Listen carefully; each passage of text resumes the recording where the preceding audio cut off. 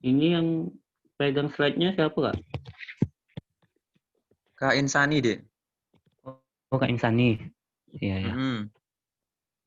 Kak Insani masih yang megang. Aduh, PPT-nya di Kak Insani juga, Dek. Ya.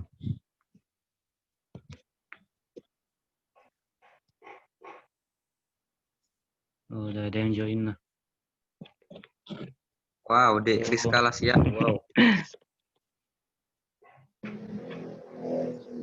Dari Rizka nih, ini apa namanya? Nah, datang ke DPM dulu. Oh, sibuk kayaknya ya. Ya, Orang sibuk sibuknya. kayaknya. Kakak izin. Nah, kakak izin ndak ngindup kamera ya karena ini nah. Oh ya, enggak apa-apa, Kak. Santai. Oke, Jangan ngilang mimisan. lah ya, Kak. Oke. Coba ngidupi musik dulu coba.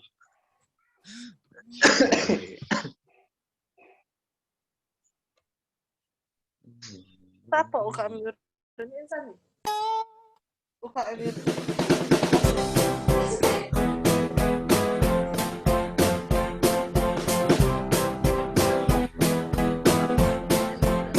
Adilah Nisa. Rizka. Halo, Rizka. Udah dapet link daftar hadir belum? Oh, belum ya?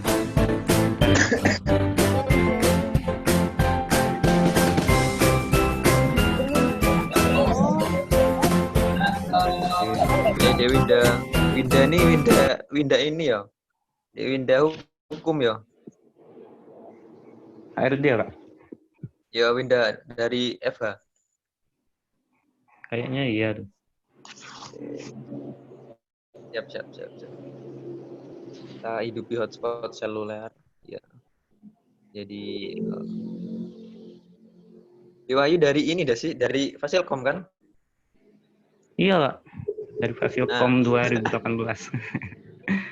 kakak ini install aplikasi. Walah, Bisa bisa. kakak install ini apa namanya e-learning, tapi bukan Moodle kan lah biasa kan. Ini Tungguin Kak Oh, Rizanya oke. masih ngaktifin audio bentar. Baru kameranya doang kok. Oh, iya, ya. Masih proses join itu berarti. Ya.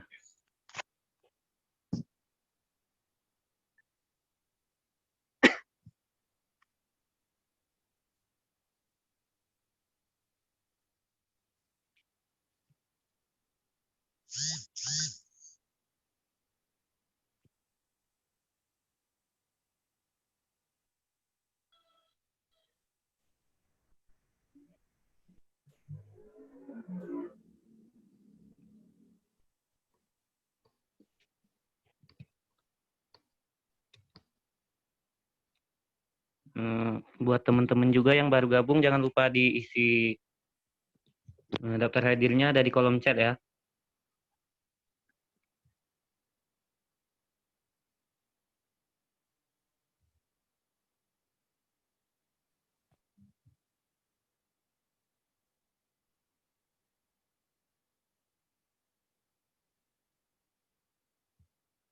Baik, kayaknya udah sambung nih ya ke Kak Rizal. ya dia mungkin langsung bisa dimulai. Ya, langsung dimulai, Kak ya. Okay. Baik, Kak. Bismillahirrahmanirrahim. Assalamualaikum warahmatullahi wabarakatuh. Wassalatu wassalamu ala asrofil anbiya'i wal mursalin. Sayyidina Muhammad wa ala alihi wa sahbihi ajma'in. Allahumma sholli ala Sayyidina Muhammad wa ala ali Sayyidina Muhammad. Selamat pagi teman-teman semua. Gimana nih kabarnya? Nggak kerasa kita udah 5 bulan produktif di rumah aja. Dan kali ini terima kasih buat teman-teman yang udah gabung di webinar kali ini. di sesi webinar kali ini, teman-teman udah nyempetin waktu teman-teman buat ikut kegiatan kita, yang tentunya sebagai ajang kita silaturahmi juga di UKM kita ini. Sebelumnya, perkenalkan, nama saya Muhammad Wahyu Ramadhani. Saya di sini selaku moderator pada kegiatan kita siang hari ini. Dan bersama kita Kak Rizarullah Santoso sebagai pembicara kita pada webinar kita dengan tema riset dalam kehidupan sehari-hari.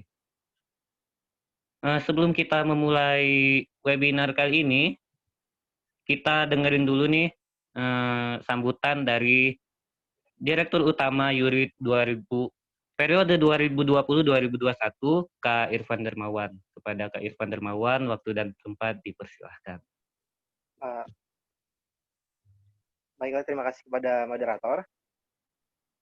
Untuk kesempatan kali ini izin koreksi ya. Untuk itu tadi jabatannya 2019-2020. Kalau 2020-2021 itu tahun depan. Next periode berarti. Oke, untuk ini terima kasih juga pada seluruh partisipan dan juga panitia, terkhususnya pemateri pada kesempatan kali ini, yaitu Kak Rizarullah Santoso.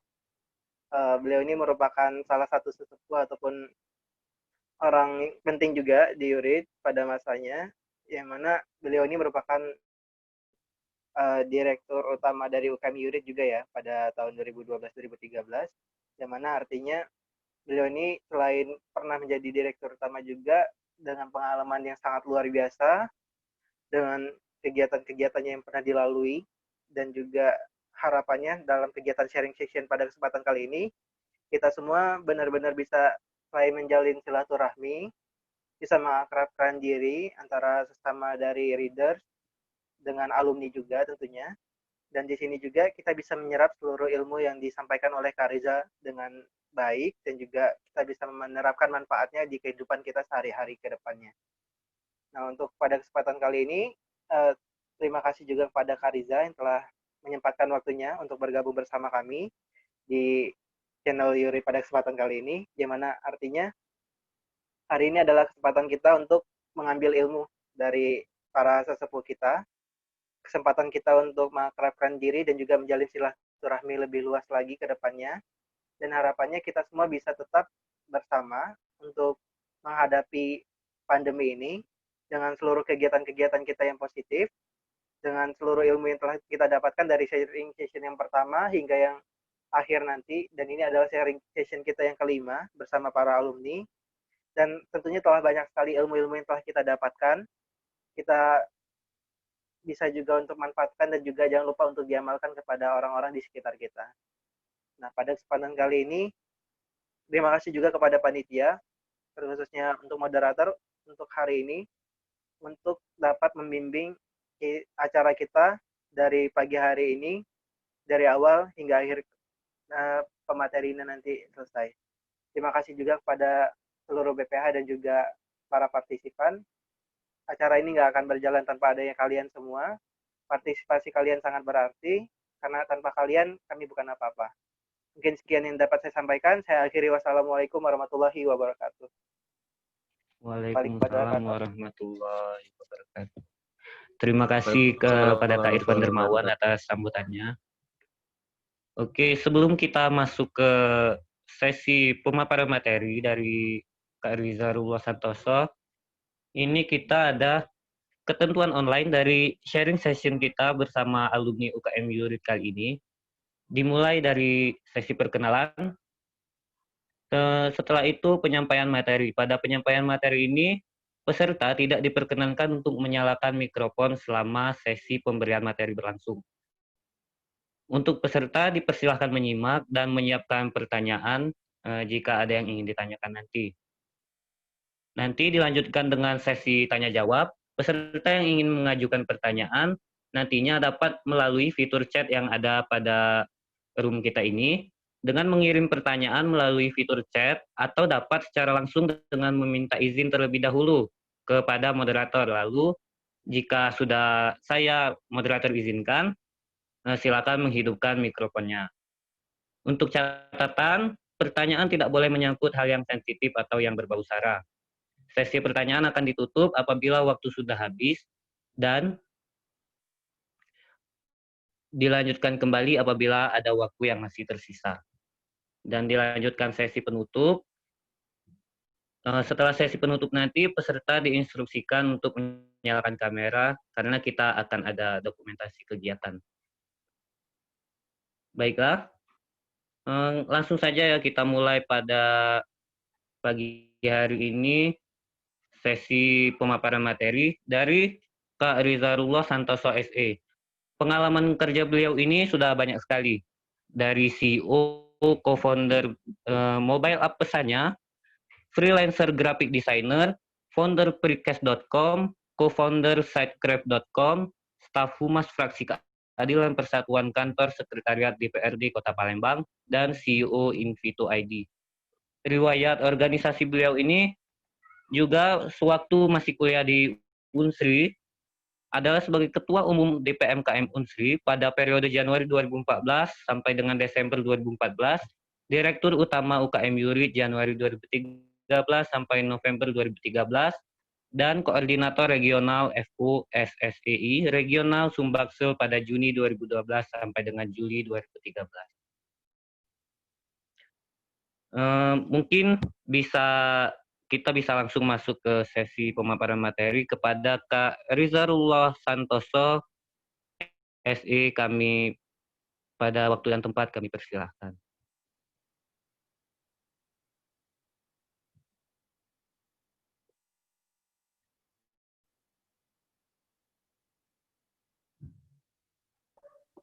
Halo, masuk nih suaranya ya? Sudah, masuk ya? Masuk. Masuk, Kak. Oke, Masuk, ya. Kak. Masuk. Ya, sip. Assalamualaikum warahmatullahi wabarakatuh. Waalaikumsalam. Waalaikumsalam warahmatullahi wabarakatuh. Ya, perkenalkan, mungkin tadi sudah dikenalkan juga sama moderator ya. Nama saya Rijal. Mungkin ini masih di kepengurusan atau enggak nih? Rata-rata ya? Rata-rata masih di pengurusan Yurid ya? Masih, Kak, masih. Berarti masih kuliah ya? Masih, Kak. Iya, Masih, Kak, masih. Ya, enak. Masih, Kak. Enak berarti kuliahnya ya? Dari jauh ya? Alhamdulillah. Nggak perlu keluar rumah terus ya. Oke, sekali lagi perkenalan, nama saya Rizal, lengkapnya Rizal Santoso. Dulu sempat aktif di Yurid dari tahun 2012 sebenarnya. Waktu Yurid itu pertama kali mau dibentuk. Sebelumnya sudah ada komunitas ya, KSU dulu, KSU Yurid. Saya sama Kak Dwi dulu, Dwi Wahyuno. Pernah ngisi ya kemarin ya? Iya, Kak, Wahyuno. Nah, Di oke. seri sesi kedua. Ya, sama beliau itu kemarin tahun 2012-an udah mulai bentuk komunitas ini, dan akhirnya kita mulai open rekrutmen, dan di 2013 itu pertama kalinya kita jadi UKM. Emang proses verifikasinya 2012 ya. Emang kalau kumpul-kumpul ini kan banyak kan dulu anak-anak PKM di Unsri, akhirnya membentuk komunitas yang namanya KSU Yurid. Itu sedikit cerita dulu kenapa saya bisa berkecimpung di Yurid. Kebenaran memang dulu aktif juga di FOSE, bukan FOSSEI ya.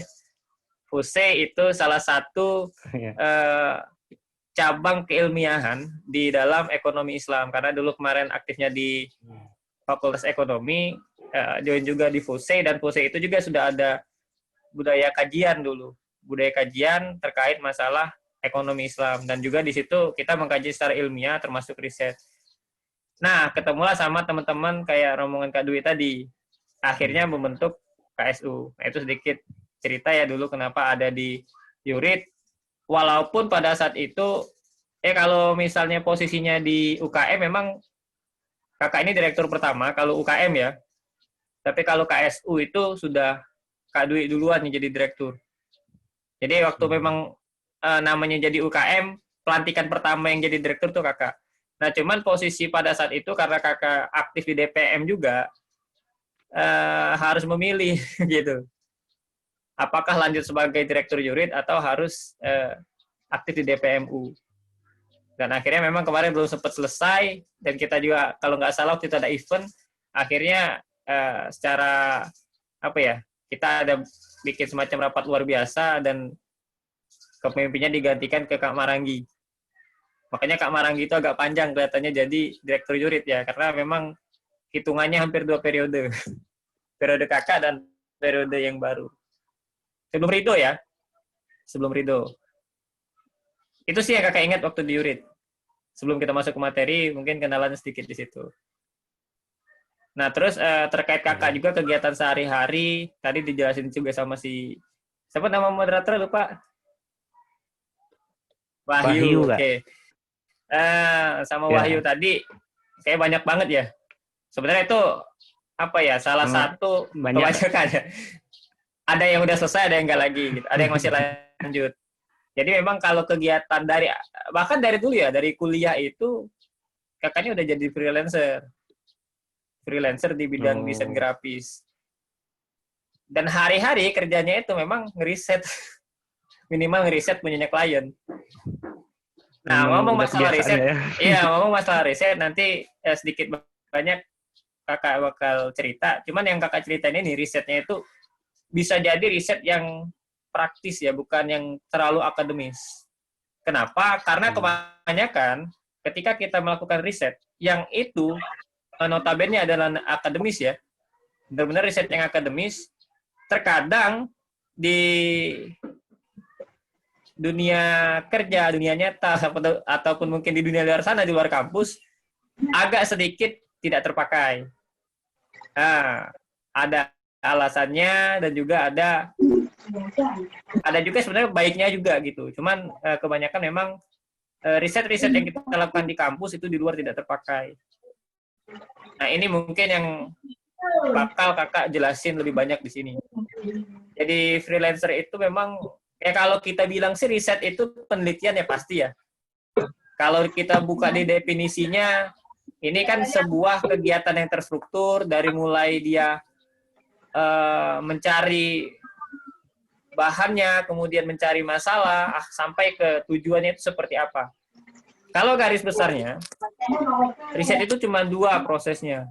Proses yang pertama itu kita di mana memulai riset itu, dan proses yang kedua itu di mana kita mengakhiri riset itu. Itu ya. Ketika 2 masalah itu kita udah bisa dapat, mudah-mudahan kedepannya riset itu bisa berjalan lancar. Itu dulu, dua hal itu dulu yang perlu kita tegaskan di proyek kita untuk meriset. Oke ya, mungkin kita langsung masuk materi.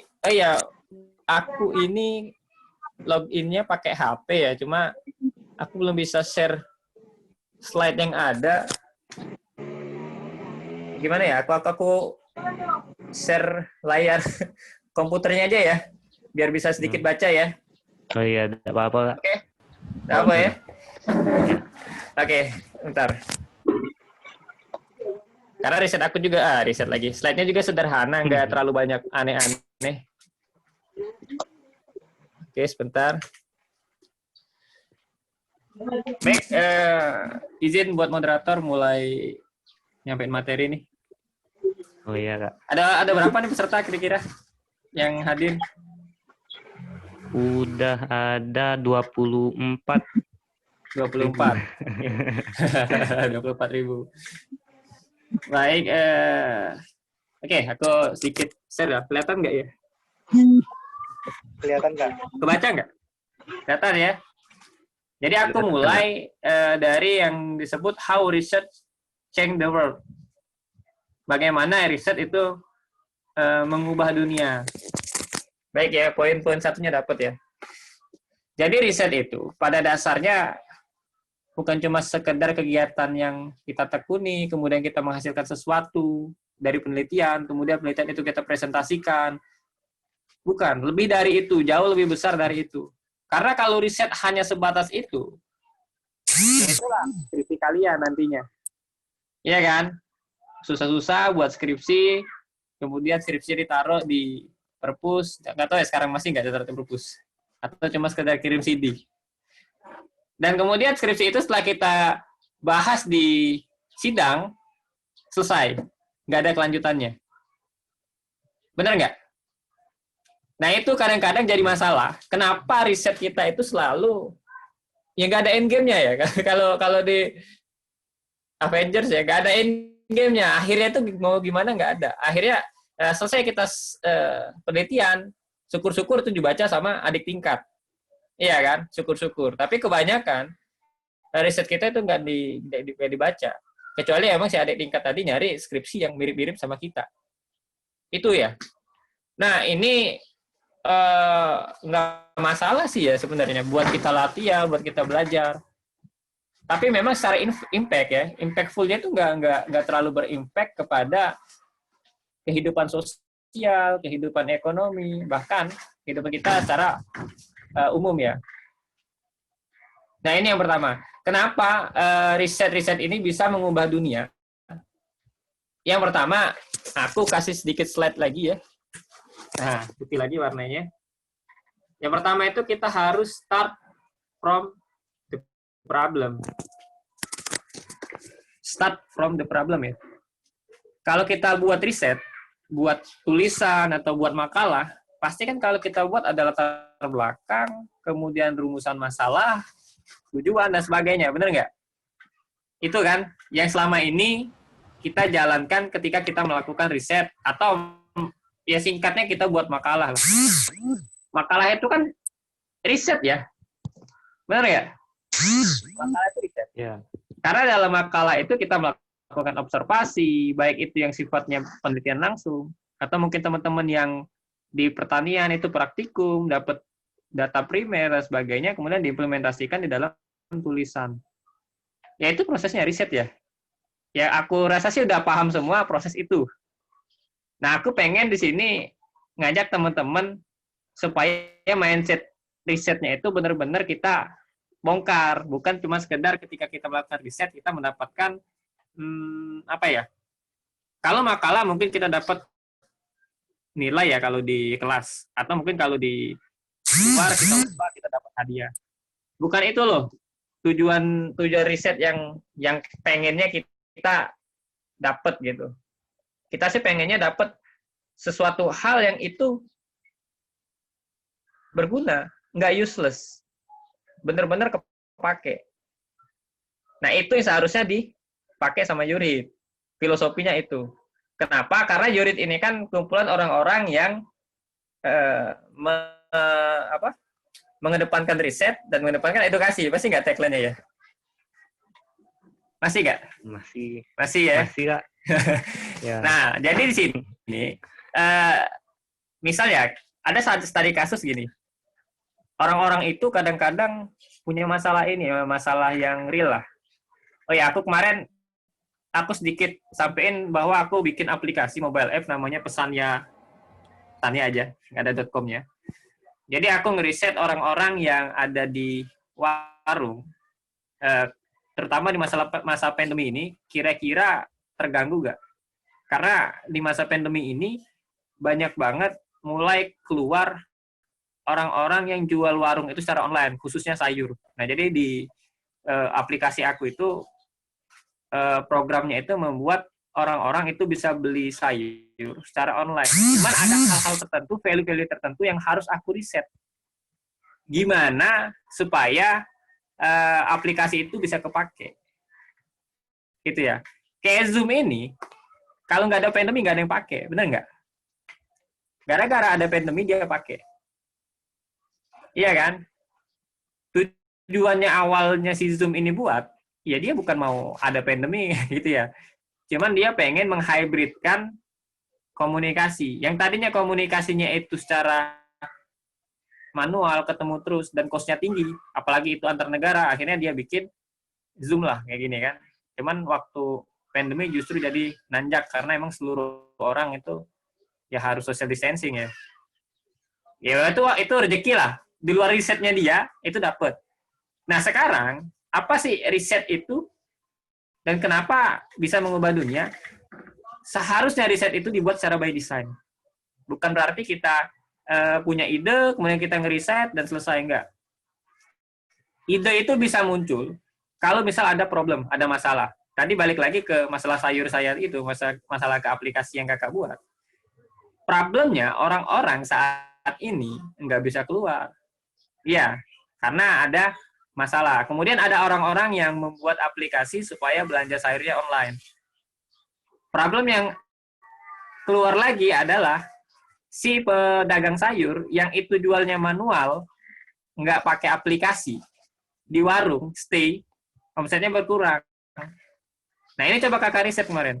Oh, ternyata ini, ternyata itu, ternyata itu. Dan akhirnya ngajak temen, mau nggak buat aplikasi ini, karena aku ketemu problem ini. Nah, dia nanya nih, endgame-nya apa? Mau diapain ini aplikasinya? Mau kemana? Nah, itu loh.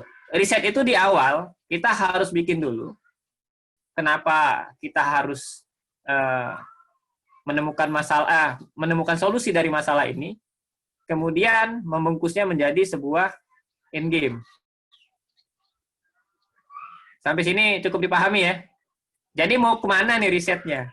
Jadinya gitu. Ketika mau bikin riset sesuatu, tujuannya ini mau kemana? Karena emang kalau udah kelihatan ya, kalau kita buat di makalah kan ada latar belakang, kemudian rumusan masalahnya, tujuannya, udah 3 itu dulu udah mewakili mau kemana riset kita, ya kan? Cuman kadang-kadang itu sekedar formalitas, bener nggak? Termasuk yang buat PKM, termasuk yang buat apa ya? Kalau kita di ekonomi itu ada LKTI ya, lomba karya tulis ilmiah. Ya, semuanya pakai riset, baik observasi dengan berbagai metode, atau mungkin yang memang dia pakai survei dan sebagainya. Karena metode riset banyak ya. Jenis-jenis riset juga banyak. Teman-teman kalau misal bahas di sini nggak kelar, karena kita juga kalau di kuliah kan belajar riset 3 SKS ya. Ada kan pasti mata kuliah riset 3 SKS.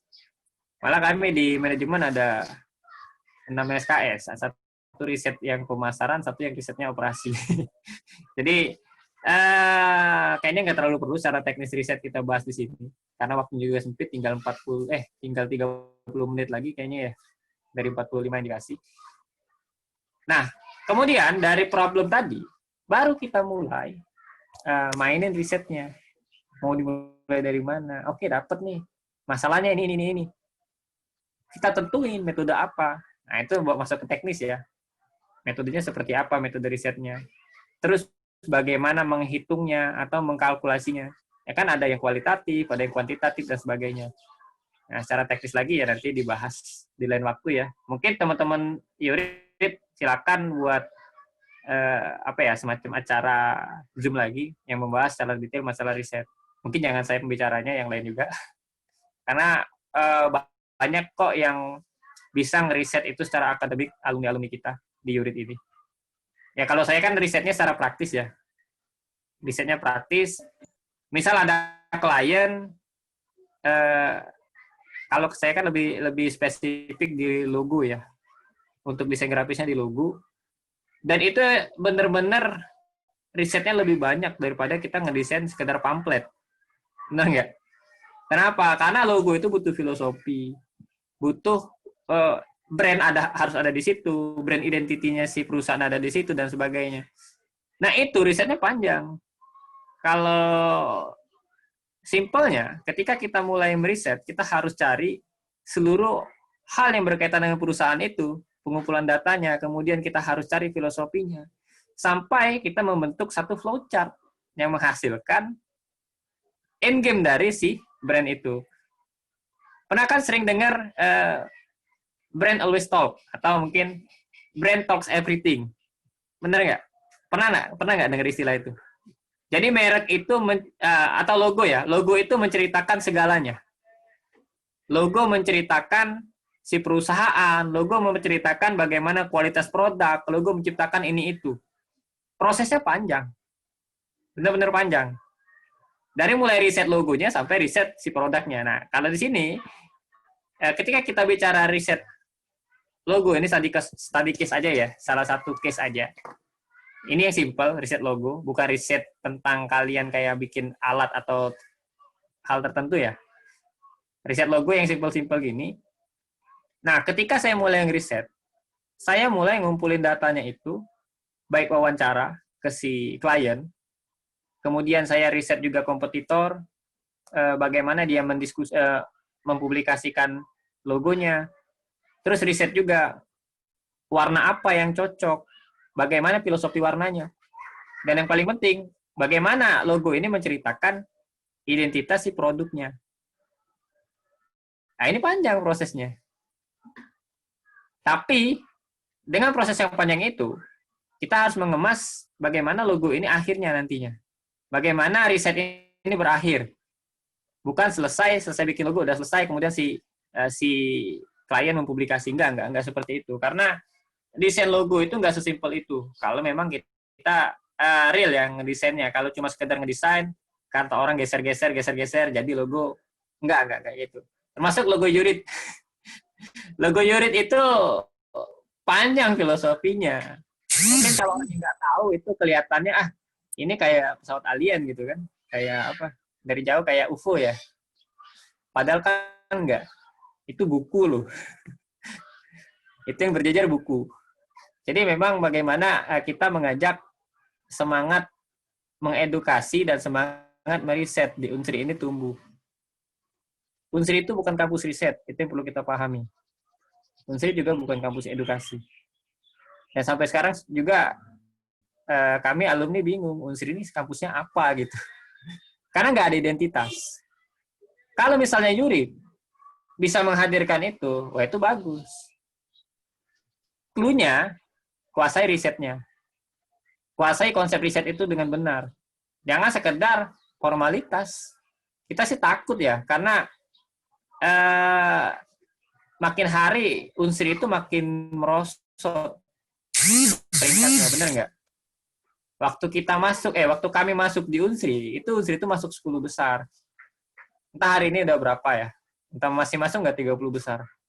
Karena kalau kita lihat sih identitas Unsri itu nggak jelas. Ini kampus riset, apa mau kampus profesi atau kampus apa? Karena misal ya, kalau kampus itu kampus riset, paling enggak ini pemerintah ketika membutuhkan ini ada masalah nih di Indralaya, jalannya berlobang, jalannya ini, jalannya itu, hancurlah jalannya ya. Kalau mereka benar-benar memahami riset, mereka pasti ngundang dosen-dosen, akademisi buat ngeriset gimana nih aspalnya nggak hancur kalau misalnya dilintasin mobil besar. Logikanya kan gitu. Mungkin ada, tapi risetnya nggak kepake. Atau mungkin angkot yang ada di dalam kampus, mungkin udah ada yang riset, tapi risetnya nggak kepake. Karena si periset mungkin nggak tahu endgame-nya mau kemana. Dia ngeriset, risetnya kelar, udah nggak ada lagi keterusan. Dimasukin dalam perpus, ya kalau ada mau baca syukur, kalau enggak ya udah. Nah ini jadi problemnya riset.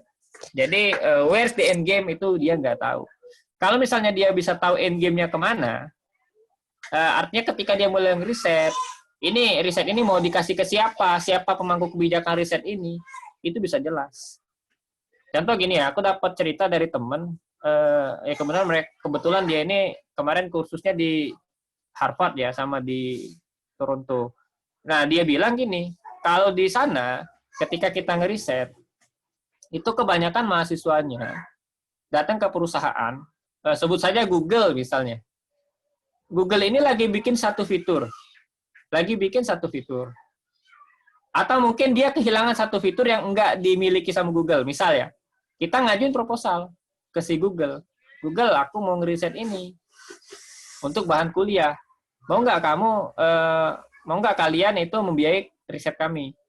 Riset ini nantinya ketika misalnya selesai, itu bisa kalian pakai dengan royaltinya 70% milik kami, 30% milik kalian. Kenapa? Karena riset itu ujung-ujungnya paten loh. Kebanyakan kita nggak ngerti kenapa orang susah riset kemudian dipatenkan. Habibie itu kenapa bisa patennya banyak? Karena dia setiap ngeriset dipatenin setelah itu. Kita kan enggak. Udah ngeriset nggak dipatenin. Ya akhirnya ya dipakai sama orang lain gitu. Bener nggak? Karena di riset itu, paten itu segalanya. Ketika udah kita riset, kita patenin, itu bisa jadi duit. Iya kan? dapat royalti. Ya, nah itu yang dipakai sama orang-orang di luar. Jadi mereka dibiayain, kemudian risetnya itu dikasih apa ya, semacam royalti penggunaan. Nah, misal nih, ada fitur di website, pernah nggak kalian melihat kalau scroll ke bawah ada tombol di samping yang ketika klik tombol itu langsung balik lagi ke atas? Pernah nggak? Pernah ya? Kalau misalnya pernah lihat fitur, gimana? Waktunya habis. Oh iya. Nah, lihat ya. Masih lama ya. Oke, nah itu risetnya panjang. Nah, setelah si periset tadi dapat teknologi seperti itu, kemudian teknologi itu dijual dan ada yang beli, dan itu menjadi hak dia untuk memiliki royaltinya. Mungkin ketika ada yang beli harganya $100, royaltinya 30%, ya artinya dia dapat $30. Setiap beli loh, setiap beli. Setiap ada yang beli. Makanya kenapa produk digital itu kayak Windows, kayak lagi ya. Mungkin kalau Office gitu ya. Termasuk Zoom itu kan berbayar. Yang kita bayar tuh ya servis ya yang pasti ya. Cuman di balik servis itu, di situ ada hasil riset yang perlu kita bayar. Makanya Windows itu harganya gila-gilaan gitu. Karena risetnya juga ya pasti ya. Karena dia melibatkan banyak orang yang digaji mahal untuk melakukan riset itu. Nah, kalau kita sudah bisa berpikir seperti itu, artinya apa? Sebenarnya endingnya riset itu komersil loh. Itu ending sebenarnya. Ketika kita bisa mengkomersialisasi hasil riset, ya insya Allah kita bisa maju. Indonesia itu nggak bisa mengkomersialisasi hasil riset. Ketika udah dapet paten, udah selesai. Nggak kepake. Kemarin aku sempet sama teman juga nyari produk apa ya, semacam ya VCO ya, Virgin Coconut Oil. Ada anak Unsri yang bikin, yang riset. Cuman dia nggak tahu risetnya itu mau diapain setelah dari situ. Udah dibikin, ya kemudian dia jual curahnya gitu ya. Nggak ada, apa istilahnya, nggak ada inovasi dari itu. Udah jadi, terus mau diinovasiin apa itu masih belum tahu. Nah ini maksud saya risetnya itu belum kelar. Harusnya setelah dia ngeriset itu, dia harus berpikir lagi ini mau diapain setelah diriset. Entah mau dijual, entah mau diapain. Itu kalau risetnya barang ya. Karena yang di riset itu banyak, ada barang dan sebagainya. Termasuk waktu aku kuliah dulu, yang aku riset itu aneh. Di luar pakem, di luar pakem fakultas ekonomi gitu. Kalau di fakultas ekonomi, khususnya aku di manajemen, itu yang di riset selalu perusahaan. Nah, aku riset masalah sosial. Masalah sosial, serius loh, masalah sosial. Yang dosen itu awal-awalnya aneh. Ini kenapa ya mau gini? Ini kan kenapa nggak masuk FISIP aja gitu skripsi ini? Harusnya ini di FISIP bukan di ekonomi. Ya aku jelasin, endgame-nya seperti ini. Ya akhirnya terima. Dan ada satu hal yang aneh dari skripsi itu. Nggak ada satupun mungkin mahasiswa Unsri yang skripsinya 3 tahun itu masih tetap dipertahanin. Aku bikin skripsi itu di semester 7. Semester 7 itu masih masuk di Yurid dulu.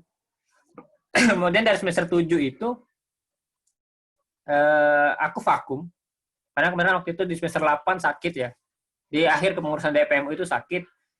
Sekitar 3 bulan nggak bisa ke kampus. Vakum sampai akhirnya sempat nikah juga gitu ya. Sampai akhirnya ditelepon di semester 14. Di semester 14 aku ditelepon sama teman. Katanya jurusan nanyain, mau lanjut nggak kuliahnya, mau selesai nggak?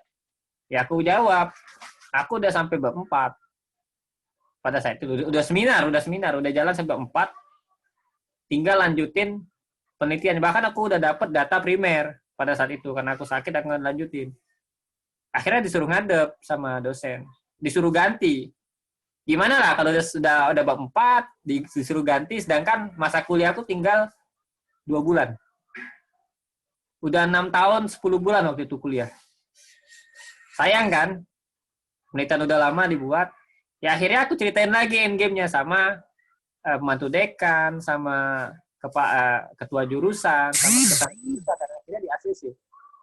Dan lucunya lagi waktu sidang dan kompre, waktu sidang dan kompre. Waktu ya seminar hasil ya. Kalau di kalian apa ya? Kalau kami komprehensif, sidang komprehensif kalau di ekonomi. Mungkin ada yang tugas akhir ya kalau di teknik ya. Nah, kalau skripsi aku waktu itu, aku justru dapatnya A dan sidangnya juga dapat A. Padahal itu di luar dari vakum ekonomi. Aku juga bingung kok bisa A bisa A. Ya ternyata memang kita itu harus mengkomunikasikan apa sih yang menjadi keunggulan riset kita dan akhirnya ini dipakai untuk apa. Nah, mungkin aku ngelihat dosennya di situ. Dia ngelihat skripsi ini bisa dipakai gitu. Bisa digunakan oleh orang lain. Ya pokoknya gitulah intinya. Nah, end game-nya tadi itu yang jadi value. Itu loh, end game-nya. Jadi, aku cuma 2 bilang hari ini, problem dan end game. Nah, antara problem dan end game, ini baru banyak strukturnya. Ini aku pengen jelasin sedikit juga. Setelah kita dapat problem, kemudian kita harus paham solusinya itu mau apa. Dapatlah misalnya kalian problem masalah, bisa kita ambil sampel lagi di Unsri, kita pengen ngeriset masalah air. Oke, di Unsri udah ada air yang bersih ya. Cuma yang jadi masalah, hidupnya itu cuma dari jam 1, jam 7, jam 8 pagi sampai jam 1 siang. Setelah dari jam 1 siang, airnya mati.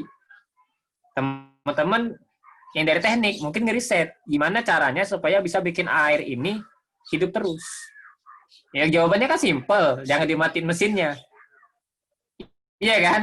Solusinya simple. Cuma nggak sesimpel itu. Karena apa? Di mesin itu ada cost yang perlu dibayar. Dan apakah sanggup kampus kita membayar itu selama 24 jam? Taruhlah enggak. Artinya kita harus keluar harus mikir dan putar otak gimana supaya bisa dapat solusi itu. Benar nggak? Iya kan? Nah, solusinya apa itu yang harus teman-teman pikirin. Disitulah mulai riset itu berjalan ketika kita mencari solusi dan prosesnya panjang, nggak sebentar. Kalau misalnya karena aku kuliahnya bisnis ya, ketika aku meriset sesuatu bisnis, aku punya metode tertentu. Misal aku pakai metode yang namanya Lean Canvas. Jadi di Lean Canvas itu kita mencari problem, solusi, caranya, pakai apa, gimana, siapa saja yang perlu dilibatkan, itu harus kita list dulu. Sudah dapat, kita tentukan, kita mau pakai apa nih metodenya. Entah kualitatif, entah kuantitatif. Setelah dapat, terus implementasinya seperti apa, dan seterusnya. Ya teman-teman, insya Allah paham lah soal itu ya. Ini rata-rata semester berapa ya? Ada anak baru nggak di sini ya? Ada nggak yang moderator 3 masih? Ya, yang moderator masih ini Kak, masih reader 9. Oh gitu. Jadi semester 1 Anda nggak ada ya? Belum masuk ya? Semester 3 rata-rata ya? 3. Semester 3 udah pernah bikin makalah pasti kan?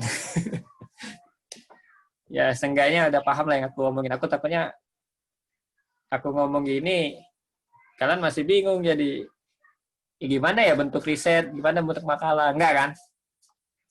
Sejauh ini udah paham. Oh ya, satu lagi ini aku sekedar sharing aja nih. Nanti setelah dari sini tanya jawab aja biar lebih gampang. Karena kalau misal dari aku semua ya nggak akan bisa banyak yang bisa aku sampein gitu. Tapi kalau misal ditanya, ya aku bisa lebih tertrigger nih, lebih terbrainstorm. Oh ini loh gitu. Oke ya, berapa menit lagi moderator? Mas Wahyu? Ada 14 menit lagi Kak, kalau mau 14 menit lagi. lanjut ya. Oke, aku lanjutin dikit lagi, mungkin nggak sampai 14 menit. Nah, dari endgame tadi, kita udah bahas problem ya, kita temuin solusi, dan solusinya itu silakan pikirkan bagaimana caranya, teknisnya seperti apa, silakan searching. Di Google itu banyak sekali metode riset yang bisa kita pakai, termasuk jenis risetnya apa, itu bisa kita cari semua. Ya, insya Allah zaman sekarang teman-teman di sini udah hybrid semua, nggak kita zaman dulu, ketika kita butuh sesuatu, kita ke perpustakaan. Ya, kalau zaman sekarang kan perpustakaan sudah diserap sama Google. Iya kan, semuanya bisa dicari di Google tanpa harus ke perpustakaan. Paling teman-teman ke perpustakaan kan cuma sekedar ngisi daftar pustaka ya, buku apa yang dipakai. Bener ya? Bener. Kenapa aku tahu? Karena aku skripsi terakhir aku di tahun 2017 loh. Masih anget ya. Karena aku sudah 2017. Masuknya aja 2010. Walaupun 3 tahun hilang dari kampus. Nah, di situ aku benar-benar ngerasain gimana hybridnya zaman sekarang. Jadi, selain buku-buku yang aku pakai, aku nyantupin banyak banget link terkait riset. Dan itu sah saat ini. Selagi kita si link tadi benar-benar valid ya. Jangan sekedar kita nyantumin situs tertentu, taunya hoax. Apalagi yang pakai blogspot.com gitu. Jadi kalau misalnya ada situs yang belakangnya .edu atau .ac.id ya insya Allah itu udah valid. Bagus hasilnya. Atau Wikipedia pun saat ini udah authorization-nya udah tinggi. Udah benar-benar strict. Jadi teman-teman di sini jangan takut wiki itu nggak valid. Jangan takut. Untuk topik-topik tertentu yang topik-topiknya itu udah umum, itu udah valid. Udah banyak banget autornya yang benar-benar memperbaiki tulisan itu. Insya Allah nggak meleset. Boleh itu jadiin riset. Nah, balik ke masalah in-game. Ini yang pengen aku tekanin di materi hari ini. Kebanyakan kita itu in-game-nya nggak jelas. Bener nggak? Bukan ngeremehin ya. Bukan ngeremehin. Tapi rata-rata in-game-nya kebanyakan nggak jelas. Oke lah, kalau misalnya kita mau lomba, in-game-nya berarti pengen menang. Itu kita dapat. Kalau aku sih simpelnya gini ya, kalau kita bikin PKM, terutama PKM yang kewirausahaan, kenapa nggak bener-bener PKM itu dijadiin usaha yang benar-benar bisa berjalan? Iya kan? Kita udah capek-capek riset loh. Panjang proses riset itu. Kenapa nggak benar-benar dipakai? Dan menghasilkan? Iya nggak? Coba teman-teman bayangin, hasil riset teman-teman itu dipakai sama orang lain, yang itu lebih ulet dari teman-teman untuk menjalankan usaha. Atau sukses. Itu hasil riset kita. Sakit hati nggak? Sakit hati kadang-kadang ya, tapi ya kalau buat amal jariah nggak masalah lah. Nah, sekarang teman-teman di sini mau ngeriset, tujuannya apa, itu silakan dipikirkan dulu. Endgame-nya mau apa, itu pikirkan dulu. Jangan sekedar ngeriset, kumpul, selesai. Kalau aku sih lebih tekenin, riset ini jadi komersil. Banyak kok dosen kita mengkomersialisasi riset. Percaya atau enggak? Banyak kan proyek-proyek dosen yang teman-teman mahasiswa ikut. Iya kan? Pemerintah nih ngasih proyek ke dosen untuk diriset. Sudah diriset, dikasihin ke pemerintah. Pemerintah belum tentu eksekusi. Iya kan? Karena ya maaf, risetnya terlalu akademik. Agak susah diimplementasikan di dalam apa ya? Di dalam proyeknya. Iya kan? Di dalam proyeknya. Misal, kenapa terlalu akademis? Akademis itu punya satu hal yang itu nggak bisa terpisahkan. Akademik itu selalu menempatkan sesuatu hal itu ideal. Apa yang ada di buku itu harus dituruti. Iya kan? Padahal di lapangan nggak sesimpel itu. Banyak faktor lainnya. Iya kan? Nah ini yang perlu kita pahamin juga. Bahwa riset yang terlalu akademik itu useless. Riset yang terlalu akademik itu useless. Kita harus memikirkan bagaimana, makanya kan ada lomba teknologi tepat guna. Masih ada nggak sekarang ya? Tujuannya kan masih ada. Masih ada. Ya itu kan tujuannya supaya kita oh ya gitu ya. Jadi tujuannya kan kita meriset supaya riset itu tepat guna. Teknologi yang kita riset itu tepat guna. Bukan meriset yang sesuatu yang nggak digunakan oleh orang lain. Iya kan? Misalnya, Mas saya mau bikin ini nih, mau bikin alat yang bisa bikin kita jalannya itu bisa lebih cepat. Segway, iya gitu. Pakai nggak kira-kira Segway? Ada kan yang pakai roda 2 itu, yang kita berdiri di atas kan, pakai alat itu. Kepake nggak kira-kira di sini? Enggak lah. Trotoar nggak ada. Masa mau jalan di aspal? Bahaya kan? Ya nggak? Nah itu maksud saya. Si endgame-nya itu harus tepat waktu, tepat guna, tepat siapa yang memakai, dan tepat caranya. Jangan sampai nggak kepake. Iya kan? Udah riset susah-susah, terus sudah diriset, terus dibikin, nggak kepake. Iya ya? Ya artinya risetnya salah. Kalau risetnya benar, nggak mungkin nggak kepake. Karena tujuan riset, itu juga bisa meminimalisir cost. Meminimalisir cost. Misalnya aku punya perusahaan, aku pengen riset sesuatu yang itu bisa mempercepat laju pertumbuhan perusahaannya, gitu ya. Aku misalnya punya perusahaan kelapa sawit, aku pengen sawitnya itu tumbuh biasa berapa lama ya sawit? 5 tahun ya kali ya baru tumbuh. Nggak tahu ya. Oke, anggap aja 5 tahun deh. Ya, anggap aja 5 tahun. Kemudian aku ngeriset supaya perusahaan aku ngeriset supaya si sawit tadi tumbuhnya itu 3 tahun udah bisa berbuah, misal. Itu kan memperkecil cost. Iya kan? Dan ketika cost itu memperkecil, pasti ada loh yang mau beli teknologi itu. Mau membeli misalnya pupuk ya atau obat supaya si itu tadi jadi lebih cepat. Ada kan pasti yang beli. Karena apa? Karena itu membantu orang lain. Saving money. Iya kan? Kemudian itu memberi manfaat yang lebih besar. Apa manfaatnya? Ya tumbuhnya lebih cepat, duitnya lebih cepat datang gitu bagi perusahaan. Itu salah satu contoh. Atau contoh lain nih, misal masalah, ya mungkin teman-teman saya punya motor semua ya, masalah motor gitu. Apa yang perlu diriset dari motor? Ada yang riset, oh motor ini coba kita riset, kita kasih payung atasnya supaya nggak kehujanan. Kan aneh gitu ya. Kalau risetnya benar nggak mungkin lah pakai payung. Iya kan? Karena banyak yang mesti diukur. Misal kecepatan motor, terus bagaimana motor ini berjalan, bagaimana motor ini behavior-nya, tingkah laku si driver ketika bawa motor gitu kan. Ini perlu diriset semua. Kalau misalnya risetnya benar, nggak mungkin kita motornya pakai payung gitu. Oh, aku udah riset, motornya harusnya bukan pakai payung, pakai apa ya, kayak semacam tutup apa ya, kalau misalnya pakai kaca lah supaya nggak kehujanan. Ini risetnya bener nggak gitu ya? Gitu kan? Siapa yang mau pakai? Repot banget naik motor aja perlu gini gitu kan?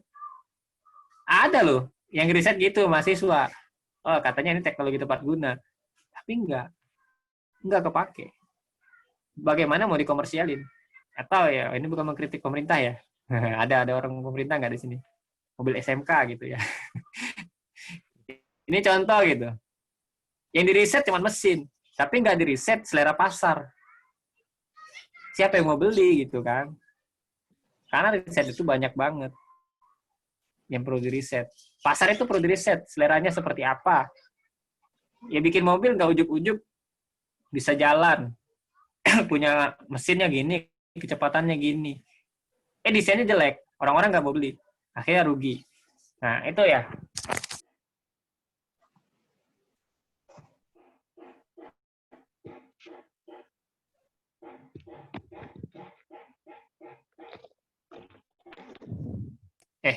Pencet. Oke, dengeran lagi ya. Gak sengaja kepencet. Udah. Oke. Jadi endgame-nya ini harus menemukan satu riset dengan riset yang lainnya. Paham sampai sini? Oke, waktu aku kayaknya udah lagi habis ya. Masih ada 4 menit lagi, Kak. Lagi, oke. Lanjut. Ya. Nah, balik ke komersil. Aku sih pengen kasih saran juga buat teman-teman jurid. Pernah nggak kepikir teman-teman jurid ini selain ikut lomba ya? Sorry ya, bukan nyinggung. Karena kan kebanyakan nih, teman-teman angkatan aku dulu ngeriset itu buat lomba, bukan buat yang lain. Pernah nggak terpikir kita bikin sesuatu yang lebih bisa dikomersilkan? Aku ada teman dulu namanya Dedi, angkatan aku dulu, di Yurid juga, kebenaran dia di manajer SDM atau apa ya dulu ya? Selain SDM apa ya? ARD. ARD. Masih nggak pakai manajer namanya? Masih, Kak, masih. Masih ya? Nah, manajer Asing. apa ya yang selain HRD?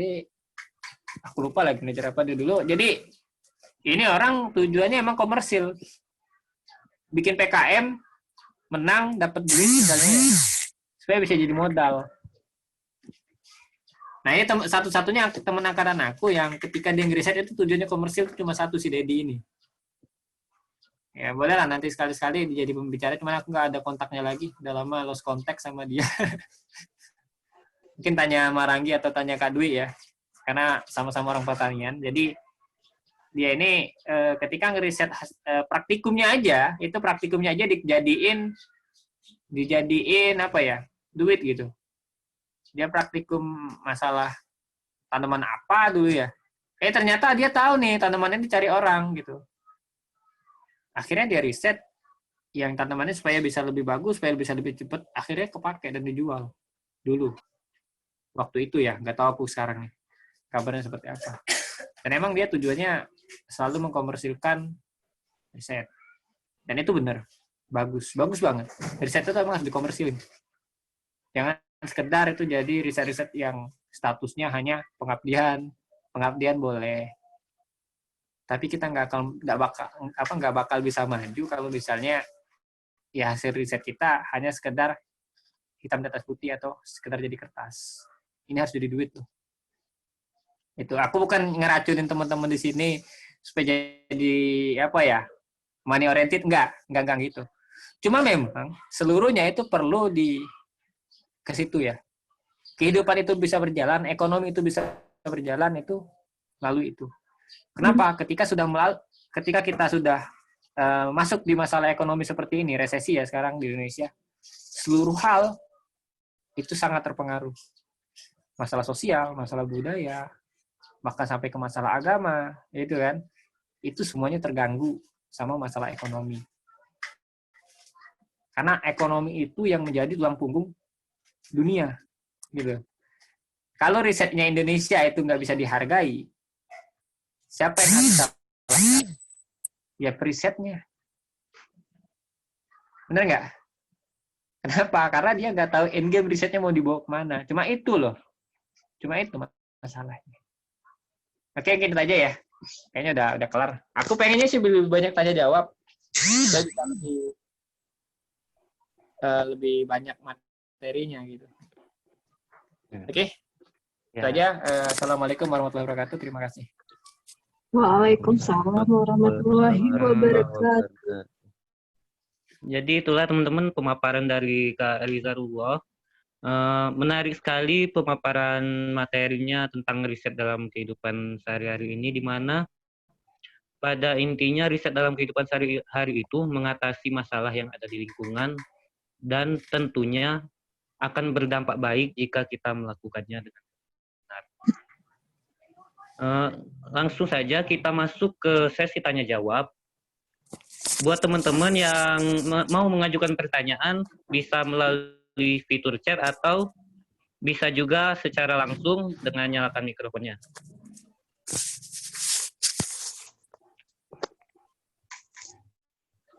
Bagi teman-teman yang ingin bertanya, silahkan. Oke deh, boleh bertanya nggak? Oh iya Kak, silakan langsung saja Kak. Apa-apa, Kak. Assalamualaikum warahmatullahi wabarakatuh. Waalaikumsalam warahmatullahi wabarakatuh. Kak, mau bertanya tentang risetnya. Nah, kan biasanya sebelum kita riset kan itu pasti ada rumusan masalah kan? Kita riset pasti karena ada masalah gitu.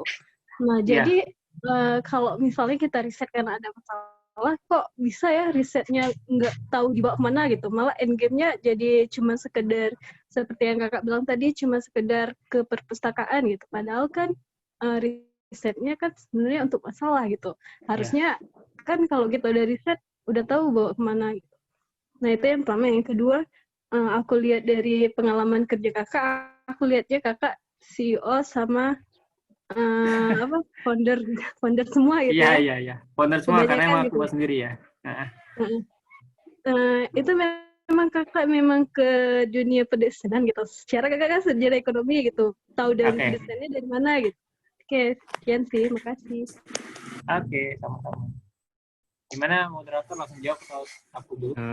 Boleh Kak, langsung jawab, nggak apa-apa Kak. Oke, aku jawab ya. Yang pertama terkait masalah rumusan masalah. Ini sih yang fundamental. Ada dua hal yang membuat itu nggak kepake ya, nggak ketemu endgame-nya. Yang pertama, itu ada di masalahnya sendiri. Kira-kira real problem atau enggak. Yang kedua itu ada di solusinya. Apakah solusinya itu sekedar vitamin atau itu jadi obat? Nah, ini aku jelasin ya. Jadi gini, kebanyakan mahasiswa itu kalau misal mau mulai riset, itu mencari-cari masalah. Benar atau enggak? Iya. Iya kan? Masalah yang kita cari itu yang masalah yang kita cari, masalah yang kita temukan itu masalah yang dicari-cari gitu. Bukan masalah yang benar-benar saat itu existing dan real saatnya ya. Karena ketika kita memecahkan masalah itu harus benar-benar timingnya tepat. Timingnya tepat. Ya umpama nih sekarang karena kita berkaitan dengan Zoom ya. Zoom ini kalau ditemukan itu di sekitar 8 tahun yang lalu atau 7 tahun yang lalu, kepake nggak? Kayaknya enggak. Enggak kan? Tapi itu berguna nggak pada saat itu? Ya berguna, bisa dipakai. Wah enak nih, udah bisa Bisa teleconference rame-rame gitu. Ya kalau kan cuma pakai Skype ya, dan itu cuma berdua. Nah sekarang si Zoom ini ketika ketemu timingnya, hasil risetnya itu benar-benar kepake gitu. Iya kan? Hasil risetnya kepake. Enggak cuma sekedar masalah dicari-cari gitu. Ya mungkin kalau si Zoom ini mulai 2014 sudah tutup lama nih perusahaan. Tapi kalau karena dia mulainya ini ya udah lama juga ya. Cuman maksudnya itu timingnya di sini dia pas. Akhirnya dia ketemu jalannya gitu ya. Kalau orang ketemu jalannya. Nah, ini yang pertama. Nah, yang kedua, dari masalah dicari-cari itu kita itu benar-benar nggak real problem. Kita cuma pengen keren-kerenan. Aku pengen ngeriset ini nih. Kayaknya keren gitu. Iya kan? Pernah nggak terpikir seperti itu atau pernah nggak ketemu skripsi yang seperti itu?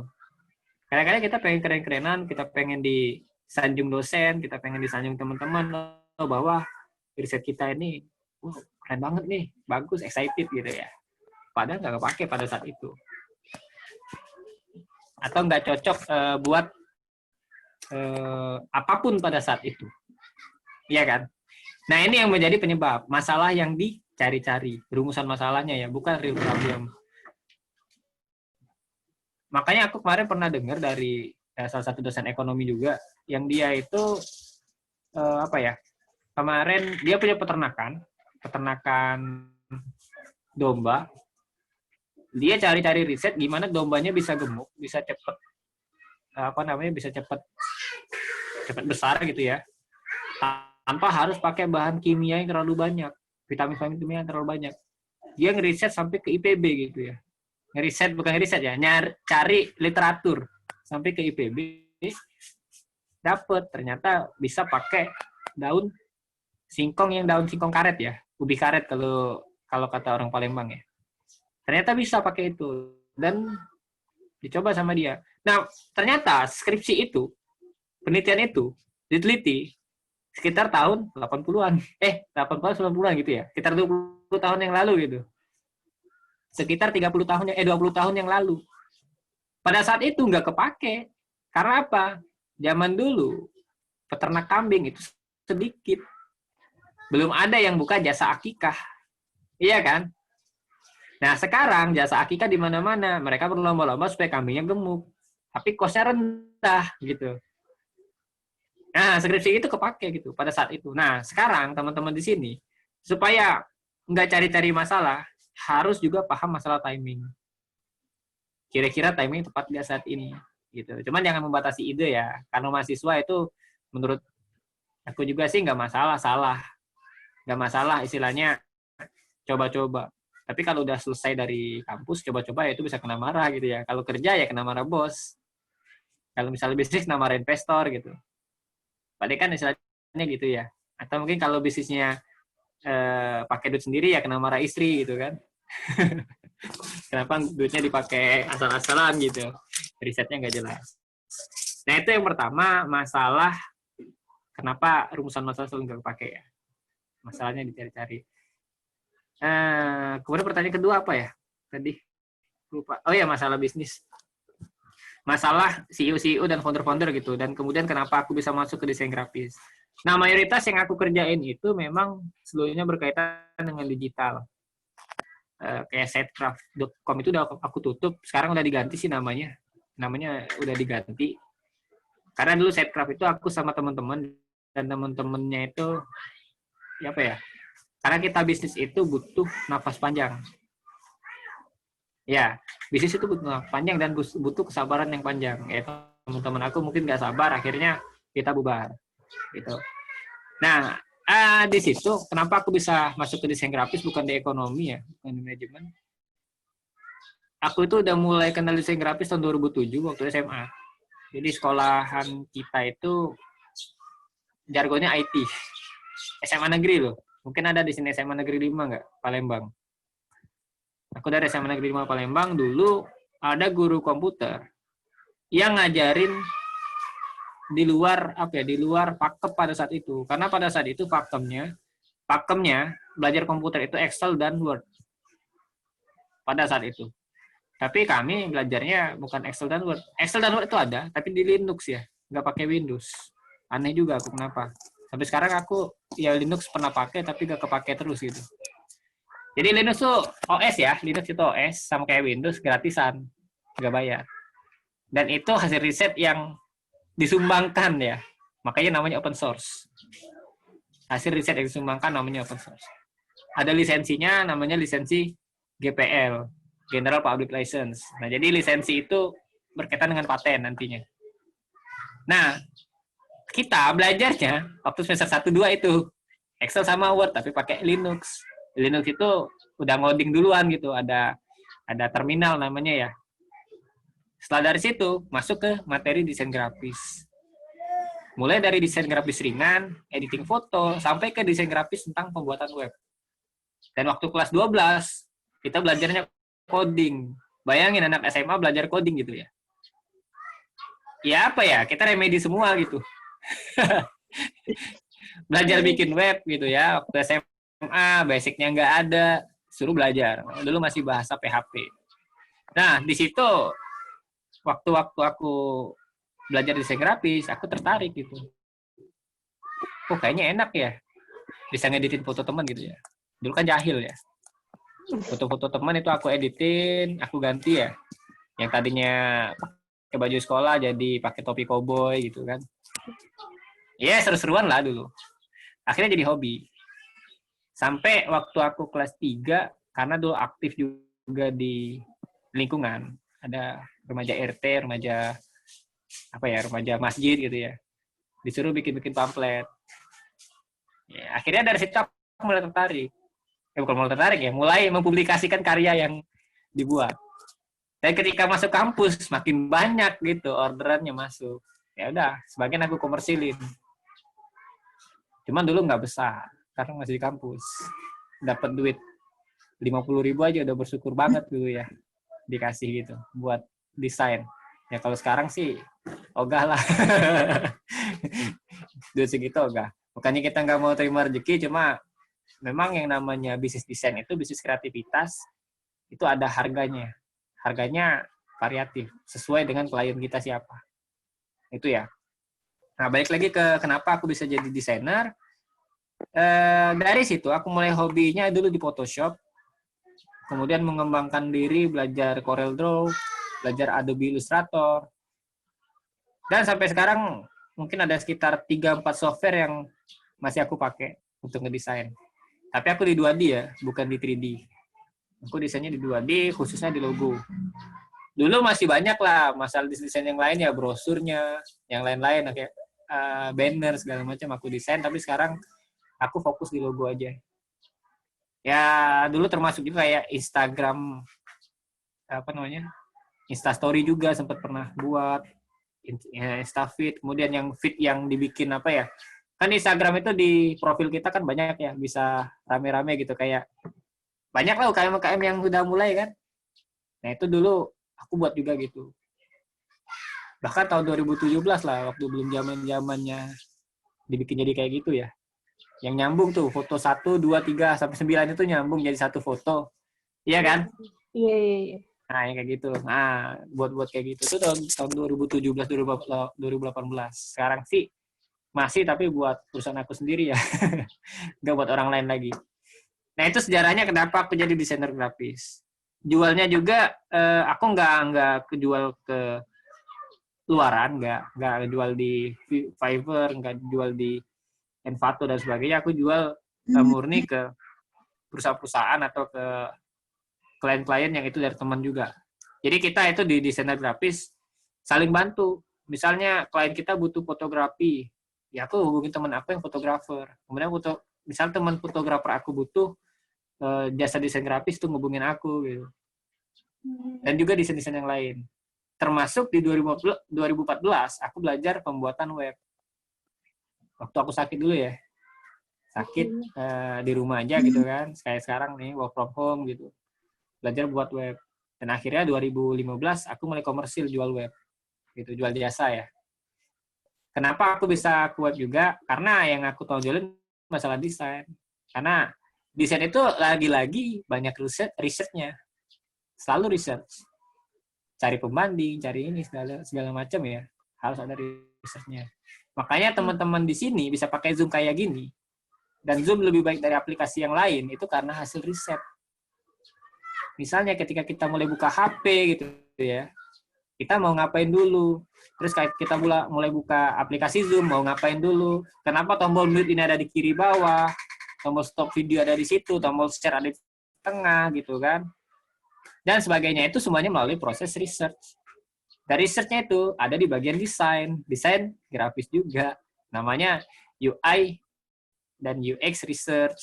Dan itu yang aku kerjain juga gitu, buat di desain grafisnya, termasuk di pembuatan web. Dan memang saat ini aku lagi fokus di yang aplikasi itu, gitu ya, aplikasi yang sayur tadi, karena itu menurut aku scalable-nya bisa bagus banget, menurut aku ya. Karena emang kita udah riset. Tadi balik lagi, apakah ini idenya itu atau masa ide lagi? Problemnya itu dicari-cari atau enggak, itu bakal kelihatan setelah kita meluncurkan produknya. Dipakai atau enggak buat orang lain. Nah, sekarang aku mau bahas masalah obat atau vitamin. Gitu. Kelupaan tadi. Buat yang pertama ya. Masalah yang riset cari-cari tadi ya, cari-cari masalah. Nah, ketika kita memulai riset, kemudian kita mendapatkan tujuan. Nah, tujuan ini berupa solusi. Mencapai tujuan itu berupa solusi. Nah, solusi ini seperti apa? Apakah solusi yang kita tawarkan itu vitamin atau obat? Gini loh, kalau obat itu tujuannya buat kita sembuh. Iya kan? Kalau kita sakit minum obat sembuh. Tapi kalau kita sakit minum vitamin sembuh enggak? Enggak. Vitamin itu sifatnya sunnah dan sifatnya pencegahan. Benar kan? Ya. Nah, ketika kita memulai riset kita itu hasilnya nanti vitamin atau obat. Gitu ya. Kalau obat kan jelas ya, painkiller gitu ya. Judulnya painkiller, pembunuh penyakit. Kalau misalnya sakit kita hilang gara-gara minum obat itu, orang bakal pakai nggak? Pakai pasti. Tapi kalau vitamin itu belum tentu. Belum tentu. Karena sebagian orang, vitamin juga sunnah gitu kan, nggak perlu dimakan. Kecuali kalau udah sakit gitu ya. Kemudian sembuh baru mau jaga-jaga, baru makan vitamin. Nah itu loh, riset itu seperti itu. Hasil riset itu harus kita pikirkan juga ini bakal jadi obat atau jadi vitamin. Ya kalau jadi vitamin ya syukur-syukur dibeli orang. Tapi kalau obat itu pasti dibutuhin. Mau harganya mahal, mau harganya murah. Ketika obat itu emang benar-benar manjur, pasti orang beli. Pasti orang pakai hasil riset kita. Iya kan? Ya nasib riset kita kenapa mentok di perpustakaan ya ada dua sebab sih. Yang sebab pertama ya memang itu sebab reguler karena memang nggak dipublikasikan gitu. Cuman ada sebab primernya gitu ya. Bukan.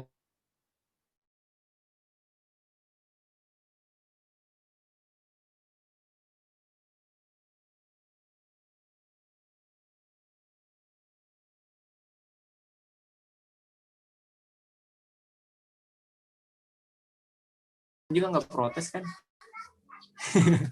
terkait masalah itu ya. Nah, sekarang teman-teman pikirin aja di URIT itu bagusnya riset yang seperti apa. Apakah riset yang menghasilkan obat atau menghasilkan vitamin?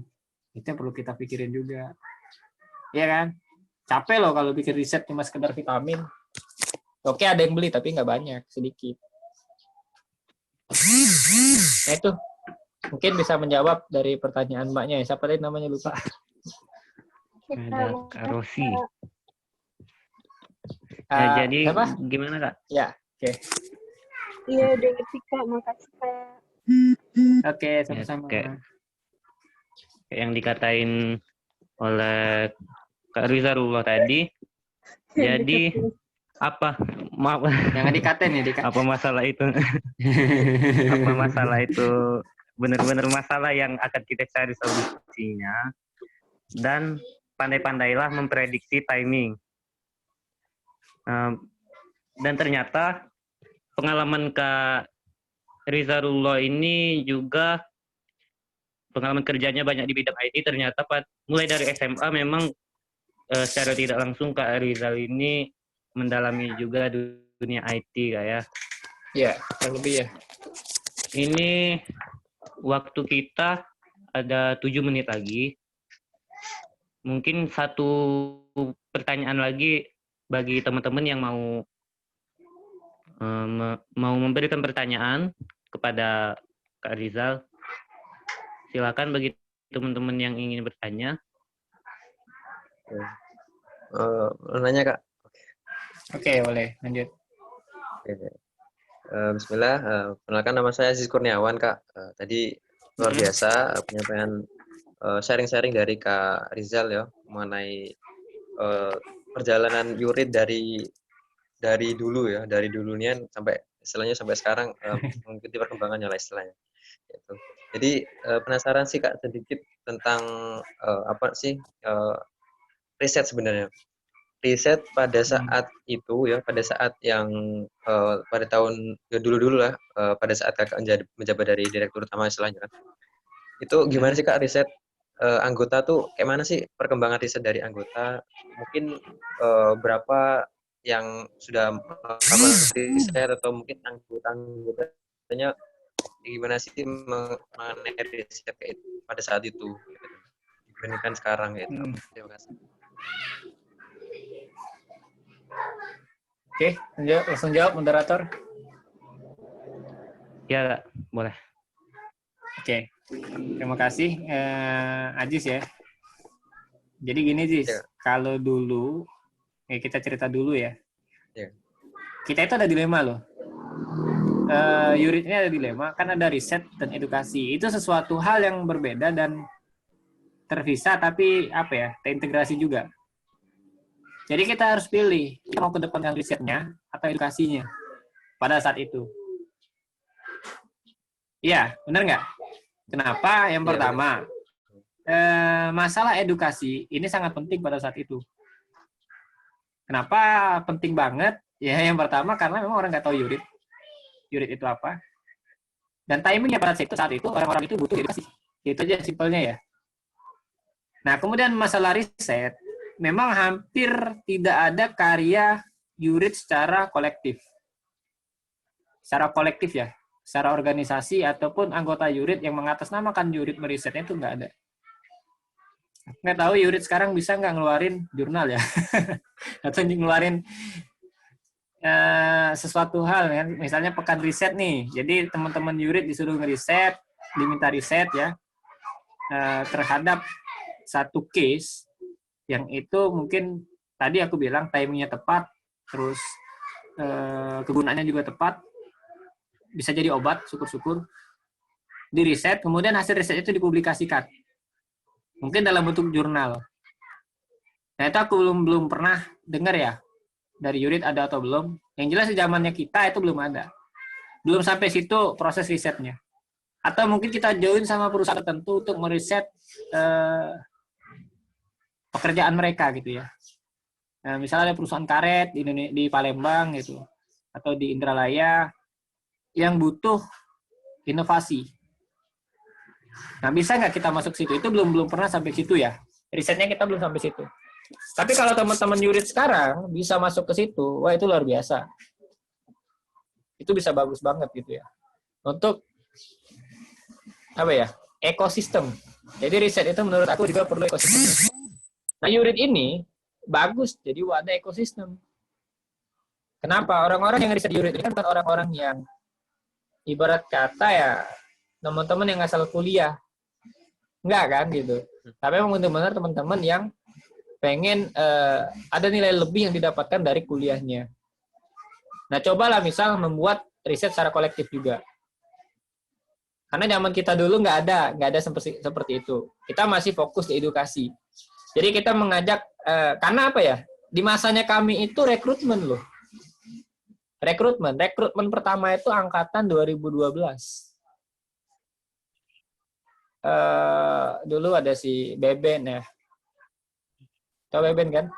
Beben Taro kan? Apa? Nah, ketua yurid juga ya, sempat jadi direktur ya. Iya. Nah, itu eranya si Beben itu yang memang awal-awal rekrutmen yurid waktu itu. Kakak kan angkatan 2010 ya. Waktu itu 2011 sudah semester 5 kalau nggak salah, 4 atau 5, jadi udah jarang mau ikut organisasi lagi. Akhirnya kita ngerekrut yang memang itu di 2012. Nah, itu eranya si Beben. Nah, di situ edukasi tadi kita langsung edukasi apa ya? Spesifiknya ke PKM, terus masalah kewirausahaan. Ya karena itu proyeknya pada saat itu yang perlu diedukasi. Kita belum sampai ke riset yang memang mendalam terkait hal-hal tertentu. Belum ada. Tapi kalau teman-teman di sini mau bikin ya, misalnya bulan riset kayak eventnya atau pekan riset kayak apalah gitu ya. Kemudian mempublikasikan hasil riset sebelumnya tuh bagus. Kalau dulu sempat sih ada bukan game kecil. Jadi kita ngeriset dikasih waktu 2 hari, kemudian kita publikasiin hasil risetnya. Itu ya sesama anggota yurid, bukan keluar. Dan juga risetnya nggak formal, risetnya informal pada saat itu. Ya mungkin yang ngeriset tanaman gitu kan, yang anak-anak pertanian yang ngeriset tanaman gitu, yang mungkin anak-anak teknik kayak yang sipil yang ngeriset masalah jalan gitu ya dan sebagainya. Jadi risetnya masih berdasarkan bidang masing-masing. Kalau misal teman-teman risetnya kolektif, ini kan bisa bisa di kolaborasi gitu ya. Misal kita bikin event brainstorming selama 5 hari. Kita mulai riset selama 5 hari itu, dari hari pertama, hari kedua, hari ketiga, hari keempat, hari kelima, kita mulai misalnya kayak camp ya, bootcamp. Kita bikin riset terkait satu hal, kemudian di hari terakhir kita publikasikan hasil riset itu baik dalam bentuk jurnal atau dalam bentuk apa gitu ya. Nah, ini mungkin bisa menumbuhkan budaya riset buat teman-teman, terutama di yurid. Sadar riset dulu lah. Nah, silakan teman-teman cari metodenya seperti apa mau merisetnya gitu ya. Nggak mesti libatin dosen banyak-banyak gitu ya. Mungkin 1 atau 2 dosen yang bisa kita ajak buat nge-brainstorm riset itu secara formalnya seperti apa. Ya karena kan di dosen-dosen kita banyak nih yang udah terbit jurnalnya, yang udah jadi proceeding jurnalnya gitu kan. Itu perlu loh, perlu banget kalau yurid bisa ngeluarin semacam proceeding juga hasil riset kepengurusan ini gitu. Wah, itu bagus kalau misalnya teman-teman bisa ngeluarin itu. Sayang lah kalau misalnya kita ya aku nggak tahu ya kalau masa pandemi ini kalian kuliah gimana. Aku kurang paham. Online, mungkin kan? Kalau di era aku tuh mungkin bisa cocok, tapi kalau di sini aku kurang paham ya. Ya kalian yang lebih tahu lapangan. Jadi gini ya, aku ada satu hal yang aku pahami dari sebuah organisasi. Ketika teman-teman sedang mengurus organisasi itu, pikiran kita pasti terkotak. Susah berkembang, ibaratnya kita untuk open mind itu berat banget. Tapi ketika kita sudah meninggalkan organisasi itu, kita bisa merefleksi kesalahan kita itu apa. Pernah nggak? Atau waktu lagi ujian aja deh. Lagi ujian. Waktu lagi dalam kelas satu ujian, kadang-kadang kita udah kepikiran mau jawab ini. Waktu kita udah keluar, harusnya kan jawabannya ini. Gitu. Kenapa aku nggak jawab ini? Paham kan maksudnya? Atau nonton bola deh buat yang cowok. Coba kalau lagi main, susah banget gitu kan. Mau tahu posisi orang itu ada di mana. Waktu ngoper supaya nggak salah itu di mana gitu ya. Kapan buat nendang yang bagus. Susah ya. Tapi kalau kita lagi nonton pinter. Bener kan? Benar. Nah, jadi buat teman-teman sekarang jadi yang sedang ada di pengurusan, banyak-banyak sharing sama alumni juga. Baik sharing itu formal maupun informal. Gali istilahnya mindset mereka, bagusnya di mana. Mungkin teman-teman yang kayak apa ya, yang ini di dunia ketidakjelasan seperti ini, dunia freelancing, dunia usaha dan sebagainya gitu ya. Ya mungkin maksudnya seperti ini. Tapi nanti kalau misalnya ngajak Rido gitu ya, Rido Aprianda. Rido Aprianda. Itu apa namanya? Lupa aku. Iya, Kak. Benar ya? Iya, Rido benar. Rido 2011. Benar ya? Iya. Nah, 2000. kalau ngajak Rido karena dia istilahnya di sektornya publik, dia jadi PNS gitu ya. Mungkin masukannya bakal beda lagi. Terkait masalah riset, program kerja Yurid, dan sebagainya. Atau mungkin kalau mau tanya si Maranggi, mungkin 11-12 lah sama aku kan, karena memang, tapi Maranggi juga kerja ya. Mungkin ada, ada masukan yang beda lagi. Mungkin sama Kak Dwi nanti, masukannya juga beda lagi, karena Kak Dwi juga masih berurusan sama penelitian. Memang kerjanya juga penelitian. Jadi mungkin masukannya juga beda lagi. Dan kalau mau tanya, istilahnya, Yurid ini ditemukan tujuannya apa? Karena akarnya Yurid itu ada di beliau. Kita tinggal ngikutin aja nih arahan beliau itu seperti apa. Kalau misalnya ini bisa dikerjakan, kita kerjakan. Kalau misalnya ini masih belum cocok, kita kerjakan sekarang, kita tunda. Ya mungkin masukan beliau yang pada saat itu masih belum pas timingnya, silakan ditanya. Mungkin saat ini timingnya tepat. Karena Kak Dwi itu waktu buat kayak semacam roadmap-nya Yurid itu benar-benar lengkap pada saat itu. Bahkan menurut aku terlalu ideal. Sampai kita ngerjainnya susah. Itu ada problem lah pasti. Teman-teman yang sekarang ngurusin Yurid pasti ngerasain itu. Oke, itu ya. Terkait Terima kasih, Kak. masalah Yurid. Ya, sama-sama. Jadi gimana Kak Aziz? Udah jelas Kak ya? Oke, siap-siap. Jelas-jelas. Karena waktu kita udah masuk 11.30, mungkin kita tutup dulu sesi tanya jawabnya. Kita masuk ke penutup, tapi sebelum ditutup kegiatan webinar pada siang hari ini, kita ada dokumentasi. Jadi buat partisipan silahkan menghidupkan kamera. Kita akan melakukan dokumentasi kegiatan.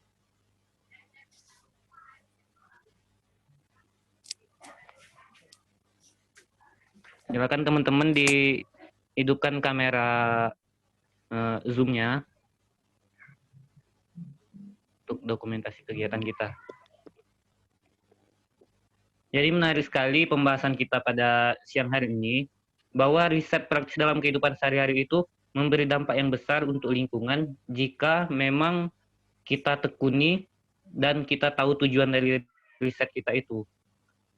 Jadi dalam melakukan riset juga pikirkan endgame-nya. Apa sih tujuan akhir dari riset? Apa tepat sasaran, tepat guna? Dan tentunya riset yang benar pasti akan berguna. Baiklah, udah ngidupin kamera semua belum? Buat teman-teman yang belum ngidupin kamera, boleh dihidupin dong. Oke deh.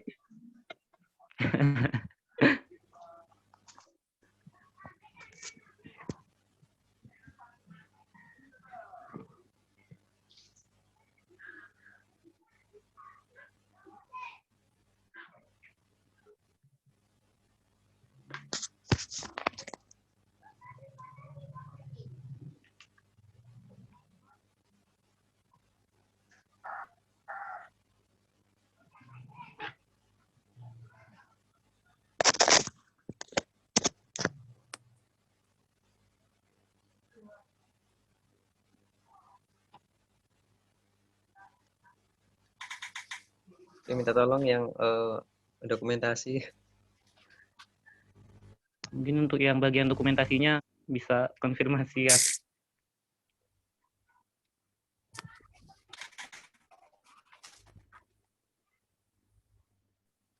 Atau moderator aja nih yang dokumentasinya. Ya, boleh. Ya. 1, 2, 3.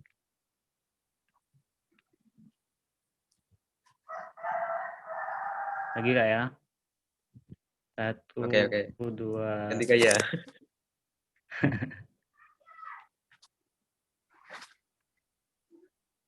Bentar nggak ya?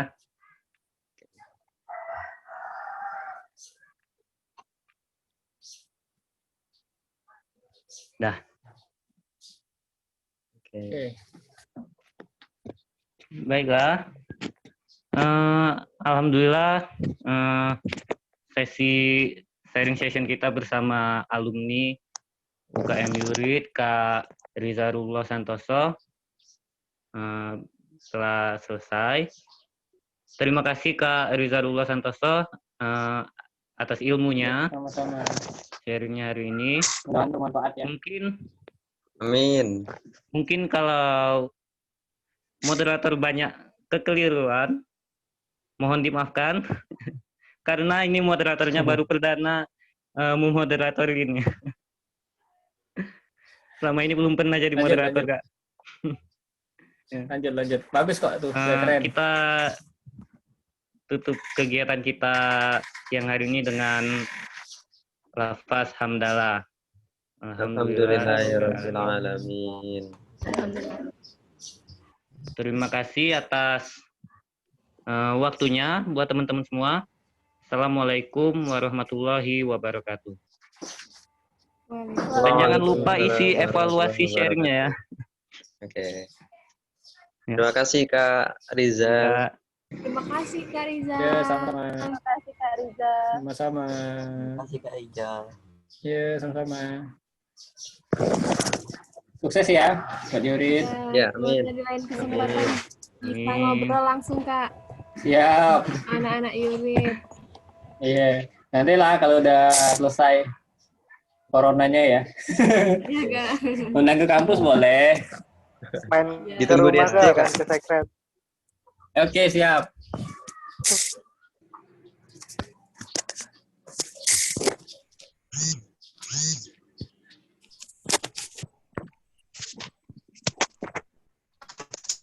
Oke.